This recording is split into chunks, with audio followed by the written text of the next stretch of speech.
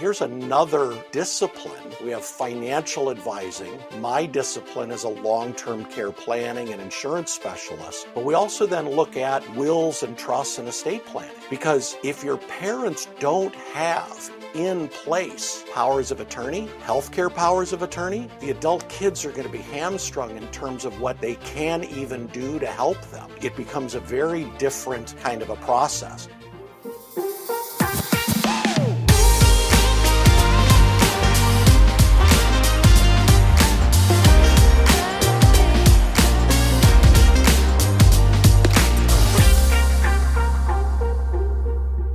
All right, welcome to CBS Spotlight. If you're here by mistake, you are in the right place now. I am Michael Kohrmann. I'm Alvarado. And we are joined today by, again, the one and only Bill Comfort himself, owner of Comfort Long-Term Care and director of training for the LTC designation. This is part 2 of a 3-part series that we've been doing with Bill, and today we are going to talk about the long-term care conversation and how to have that with aging parents, and then how to have that conversation with your clients. So, Bill, let's start out with, on this segment just about how would you approach the LTC conversation with, say, aging parents? Yeah, that's a great question. Because if you think about this whole subject, kind of the broad subject is planning for care. It's not only providing for parents and their care, but either from the parents' perspective or their adult children's perspective, it's providing for the parents' care while protecting the rest of the family, their lives, lifestyle, and so on as well. So it truly ideally can and should be a cross-generational type of a planning process and a conversation. It's not an easy conversation to have in many families. Sometimes older parents they don't want to talk about it. Don't you worry about it. We'll take care of ourselves. We don't want you to take care of us. I mean, there's a lot of kind of possible answers. But I think the first thing to think about is how old are the parents? So I'm 61 and I have 4 kids who are in their 20s and 30s. And if you ask them, they might say I'm aging. Now, I'm going to resist that label, reflexively myself. But my mom is 85 and is still strongly and fiercely independent. So, but my mom is past the stage of being able to buy long-term care insurance. So whether, if you have parents, particularly mid to late 70s into their 80s, the conversation is not so much around planning ahead for care, but talking about what's already in place. And here's another discipline. We have financial advising. My discipline is a long-term care planning and insurance specialist, but we also then look at wills and trusts and estate planning. Because if your parents don't have in place powers of attorney, healthcare powers of attorney, the adult kids are going to be hamstrung in terms of what they can even do to help them. It becomes a very different kind of a process. Now, good estate planning. Somebody has an estate planning attorney, if they've done even the basics, a basic will, that almost always includes the healthcare power of attorney and the general durable power of attorney. So a question adult kids might ask of older adults is, have you updated? Who's the power of attorney? How does it work? Let's just talk about it. Let's see what's there. And of course, it could get into money things as well. For adult kids whose parents are in their 50s and 60s, the conversation is, Mom, Dad, what have you done to plan for care? Kind of another way to look at this is thinking about it from those adult kids' perspective. They're worried about having to take care of mom and dad. They're worried about protecting their lives, their lifestyle, their opportunity, and want to make sure their parents have made provisions. And it's a critically important conversation. In the last segment, in part one, we talked about how every client needs a conversation with their financial advisor that's individualized and detailed. And I often get this question, well, Bill, what about clients in their 30s? Maybe start by asking them about their parents. Oh, That's how you have the long-term care planning conversation with younger people who probably need more life and disability insurance in their lives before they buy any more long-term care in their 30s, for example. But what's the life stage of the parents, Eric? And that's really what drives the how to have the conversation. I think the hardest thing for adult kids is when the parents, for whatever reason, pride, privacy, just family relationships, don't want to talk about it. Just start planting the seeds. Tell the parents that it's important to you, the adult kid, to understand what plans they have in place. And again, you've got to have those legal documents done. I mean, you asked in the first part, who should be having this planning conversation? Everyone. Who should have those basic estate planning documents done? Everyone. First step, no matter what. It's funny that you mentioned that, Bill. Long-term care insurance or not? Yeah. Yeah. Right. No, I did this with my parents, and I actually did my power of attorney as well when my parents did, because it dawned on me I don't have one, and I do now, so someone can do something when I'm inevitably incapacitated or something of that. But it's a great way to open up that door for that conversation. Use yourself. Michael, it also has to do with how is that adult parent living. If the adult parent is single, there's not a natural legal person. Hopefully it would be a responsible adult kid. But at least if you're legally married, there's a presumption that your legal spouse can make some decisions for you. Medical decisions, maybe you have joint bank accounts.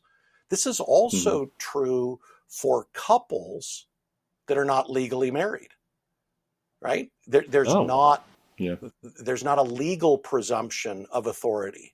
So, sometimes, if a parent is single, who's going to provide the care? How's it going to be done? Do they want to stay at home?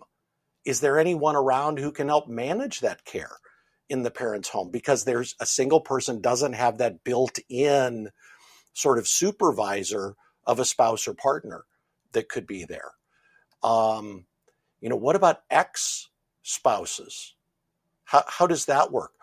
What about couples that have blended families? So her adult children might actually be more worried about what happens if their stepfather needs care versus their mother, right? So that's a good point. The family dynamic, I think, Eric, this is why your question is so great. How can kids talk to parents about it? It gets complicated, but just because it's complicated doesn't mean you shouldn't do it. And it just has to be as simple as, let's talk about your plans for care. And what do you want and not want? And it's kind of like the estate planning conversation and process. But this is for incapacity during life versus after death. Makes sense. Thank you. Well, all right, Eric, you asked the really good one about the individual parents. I'm going to go for the other side of the coin then. How do you start this conversation with the clients, with your advising clients? Yeah, it's a good question. And, there's a lot of surveys that have been done in the financial planning, financial advising community that shows that clients want their advisors to raise this subject. I mean, like 8 out of 10 will say they want their advisor to raise this subject. Wow. And advisors, it's less than half say that they regularly do it. And we have such a low penetration of people who actually own long-term care insurance that doesn't surprise me at all. And let me say this. I can be critical of advisors who are not raising it with every client and having a meaningful conversation. But I have to say, a lot of advisors are not raising the subject proactively. They're reacting. The client says, what do you know about Sure. long-term care or long-term care insurance? Can we buy some tomorrow, please? Mm-hmm. By the way, is it any Yeah. wonder that advisors see so many declines, right? Because if the client's It's because begging to be sold an insurance policy, maybe they know it's because they need it. They're in trouble. Yeah. So, Yeah. Yeah. but kind of to an advisor's credit, who's doing a lot of things, whether they have a CFP or not, if they're working at a fiduciary level or managing, money at a very, high quality level, there's a lot going on that they have to keep track of and be knowledgeable about: taxes and investments and diversification and so on. So I think a lot of advisors hesitate to raise the subject because they don't know how to have the conversation. They don't know how to manage the conversation, or they don't want to get caught with a question they don't know the answer to. Right. So, Makes sense. Right. to their credit, maybe they shouldn't be bringing up a subject that they don't have an expertise in. Well, if that's the case, and if that's honestly where they are, they need to have a partner. They need to have a partner like at, CBS, right? Yeah. That Pick me. has that expertise, that can even help run that conversation, at a client level, and that's part of my practice as well, is partnering with advisors. But let me make it a little simpler than maybe a lot of people think it is. The conversation does not start with long-term care insurance. That's the last thing. The conversation starts with, so we've already said in some detail in part one, everything we're doing is based on you expecting to live to 90, if not longer. And the risk of needing care is magnified by longevity in the same way. If you live to 90 or longer, don't you think it's reasonable you could need care for a few years? Yeah, I suppose so. And then the next question, it's planning. It's just sort of playing out the next step. And that is, so if either of you needed care, let's assuming we're talking to a couple, if either of you needed care, how would that look? What would you want? Which is no different than saying, where do you plan to live when you retire? What's that lifestyle look like? What are the hobbies? What are the activities? What's the travel? Well, with long-term care, do you want to stay at home, if possible, as long as possible? Do you know there's alternatives like assisted living that can keep you out of a nursing home, right? That's just sort of and then the third piece, to kind of keep this simple for the moment, is, look, care, professional care at home or in a residential setting is expensive. How will you pay for it? And a key thing is, how will you pay for it while keeping your other financial commitments?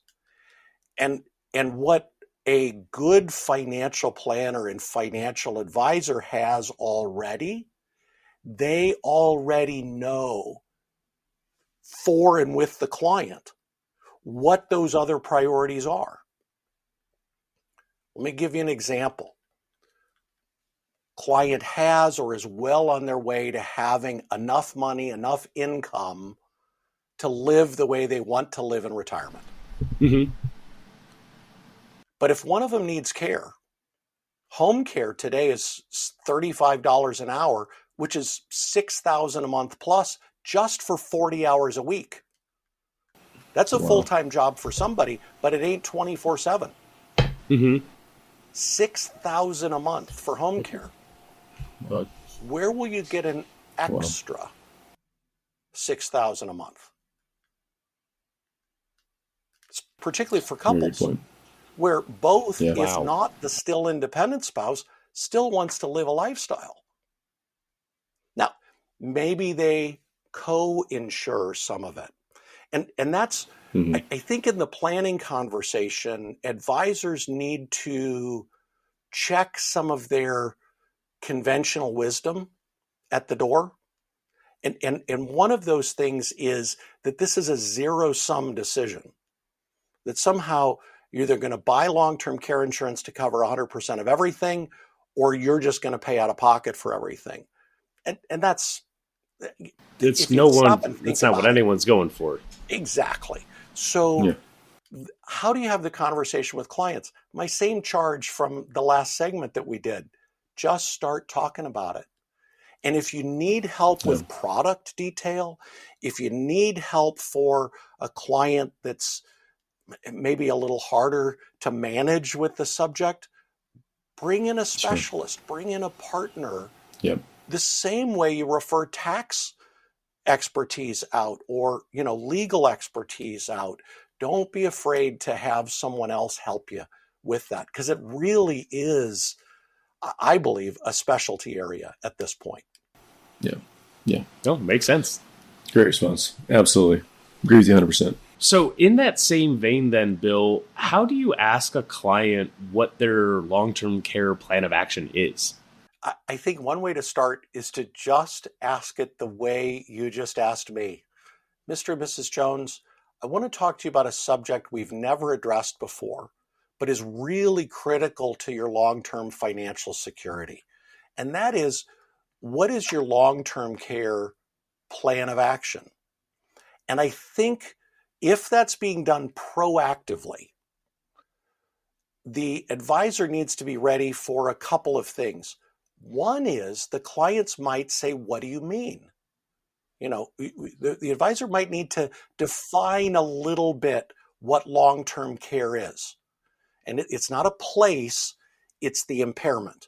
It's the event, it's the disability, if you like. It's needing help with those physical activities or supervision for care. How would you want to manage that? A question that I ask often, and it's one of those questions where you kind of already know the answer for most people, but if somebody says, well, what do you mean by that, or a plan of action? I'll say, well, let's just take one example as a starting point. And again, I'm going to presume I'm talking to a couple here for the moment, but it could be the same question for a single person. If possible, as long as possible, would you want to remain in your own home? And most people, they want to. Yeah, they want to stay put. They'll say yes. And if they're thoughtful, they might say, well, I guess it depends on the circumstances. And of course, we can't know the circumstances. Right. And I might suggest, and if you can't stay at home, would you want the option to be able to use more of a residential setting like assisted living versus an institutional setting like a nursing home? And I use those words very sort of carefully and precisely there. And part of this is, well, let me say it another way. When you're asking clients about their plan for care, don't talk about nursing homes. Just don't. Nobody wants to go there. Nobody wants to plan to go there. And yes, it's potentially, kind of the most expensive kind of care. But claims data with long-term care shows us people who own long-term care insurance, so they've planned ahead and they have the extra financial wherewithal from the insurance benefits, very few people with long-term care insurance ever end up in a nursing home. Certainly not to live their days out. They might go in for 30 days for rehab after surgery, but they're not living out their days there because they made plans. So it's sort of fascinating to me how many advisors still talk about, let's talk about your plans for care in a nursing home. Everybody's going to shut down. Jump straight to the finish line right out the gate. I like to say first things first, home care. Let's solve for, navigate home care. If the client says yes, that would be our priority, if possible, as long as possible. For single people, particularly single people without children, it's very hard for them to stay at home. Who makes sure the caregiver even shows up? let alone, we always hear that nursing homes are the most expensive form of care. No, 24/7 home care is.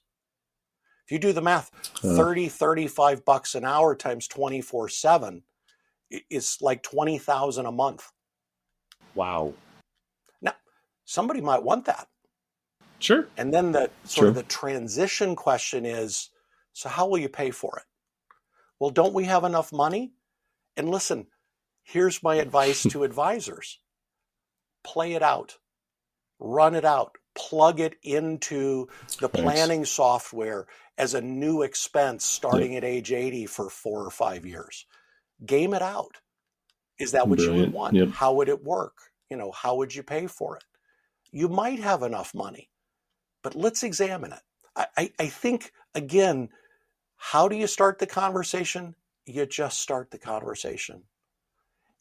Most advisors, most experienced advisors, they know how to do this. They're just not used to doing it. Let me say one other little thing. Maybe what they need to do is their own plan first. Ooh, I like that. Start with your own plan first, and then you can move on to your clients. Yep. Because you will got to answer this question best way to learn. Too. Yeah. Best way to learn. That is the best way to learn. Well, thank you very much, Bill, for taking the time to speak with us today. We really, really appreciate it. Do you have any closing comments for the audience? Listen, the questions are great, and I really appreciate getting to talk about this, both from how do families talk about the subject together, as well as how do advisors talk to their clients. And the best plans for care are when both of those things happen effectively. It's a great way to look at this subject. So thanks for that opportunity. Very well said. Well, I am Michael Kohrmann. And I'm Eric Alvarado. And this has been CBS Spotlight, your friendly conversation where insurance and wealth advising come together. This has been part 2 of a 3-part series that we've been doing with Bill on long-term care. So please stay tuned for our next time. Don't forget to like and subscribe if you find this content helpful. But part 3 will be the actual discussion on what your LTC options are. So what tools are available out there in the long-term care space. But join us next time. Thanks.